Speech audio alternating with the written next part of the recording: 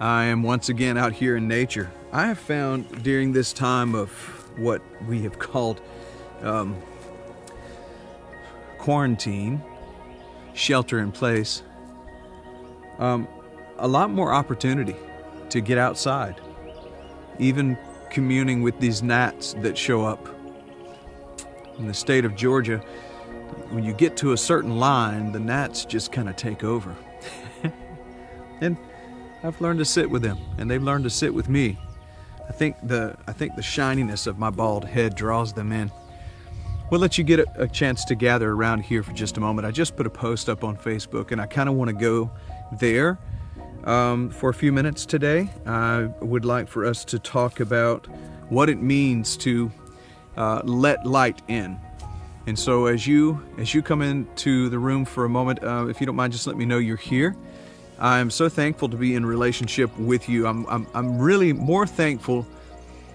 I thought I was very, very thankful for Unity of Chattanooga until all of this happened, and I'm even more thankful than I used to be.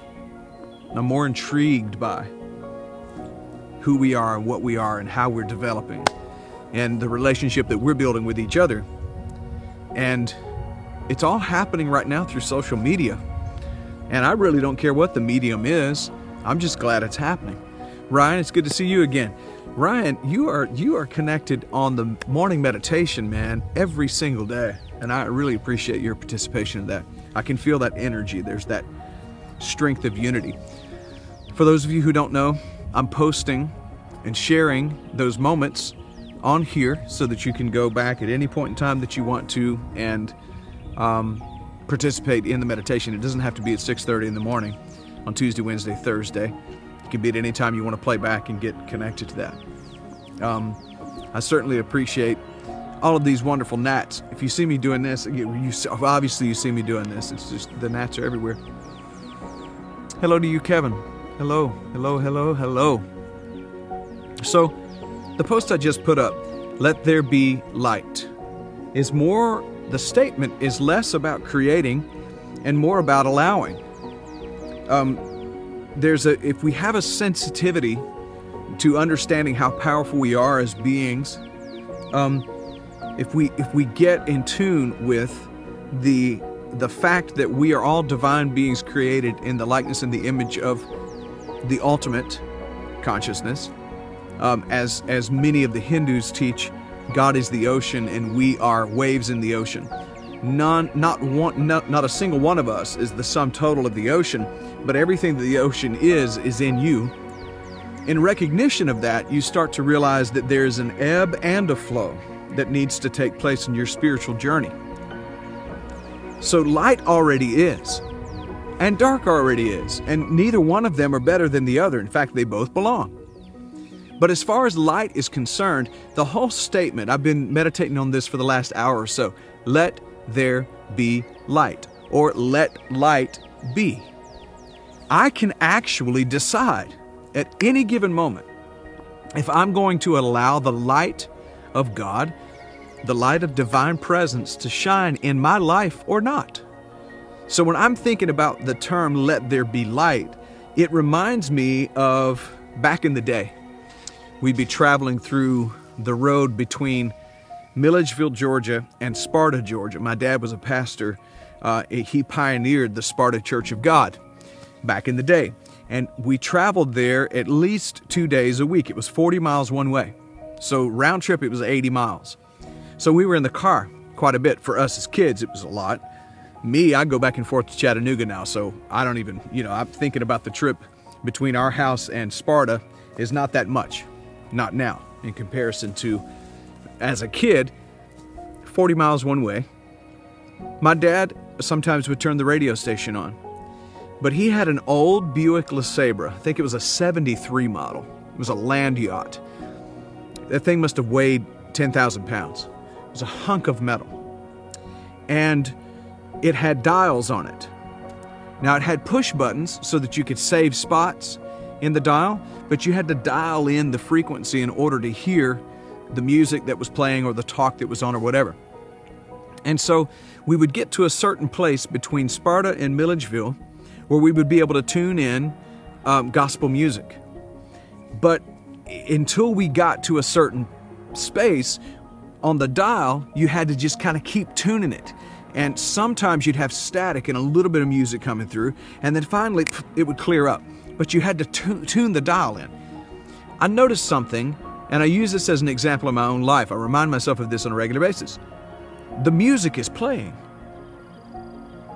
but the question is whether I'm tuned into it or not. The music is playing, but am I tuned in? And that's the question I have for you. The music is playing. The light is shining, but are you tuned in?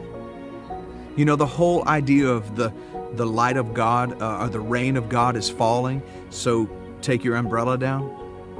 The same is true when we say, let there be light. What are we saying? Let it be. Let the light be. Let there be light. It's about allowing God to speak to and flow through and to us. It's allowing it. So I get to the song of let it be, speaking words of wisdom, let it be. Now that's not just about light. I mean, it's also about understanding that darkness is just as important really as light. They both work together. In the womb, while new life is growing, it's dark. But then once the life is ready to come into the world and into the light, it's birthed. A lot of creating happens in the darkness. So we're not cursing the darkness. But my point is that if you feel like your day, you've had enough darkness in your life, you have to get to the place where you simply say, let it be. Let the light shine. Let light be. And when you do that, you tune into it. It's not that you turned it on. It was already on. You just tune into it. The light is already shining. The love is already flowing. The peace is already there. Tune into it. What radio station are you tuned into? What frequency are you allowing to frequent your life? It's the choice you can make. And so I make the choice to tune into what I want to be the dominant music of my life. The dominant music of my life, I want it to be love and compassion, kindness, peace, joy, harmony, and oneness with all that is. And since that's what I want my life to be, that's the radio station I tune into. It's that simple. I think it's why Jesus says to Nicodemus in an episode of Nick at Night, he says to Nicodemus, you must be born again so that you can see it. It's not about it not being there. It's about you being able to see it. It's not about changing what you see, but maybe about changing the way you see it. It's activating, possibly, in your life. It's instead of being so locked into the concept of what these lenses are seeing. Maybe this is why the Hindu faith was so lean toward talking about the third eye, the way you think, your perception, your creativity, the frontal cortex. Maybe they were trying to tell us something, to tune into the optics. You have an option to create or to tune into a different option. You have an option to tune in to a different optic. To change the way you see the world changes the world you see. And so today the invitation is to let there be light. Let it be. When the burden is heavy, let it be light. When war and conflict comes into your space, let there be peace. When there's fighting and dissension, let there be unity. When there's depression and anxiety, let there be joy and peace. Let it be. Let there be light. You can allow it. You can decide. That's the power you have.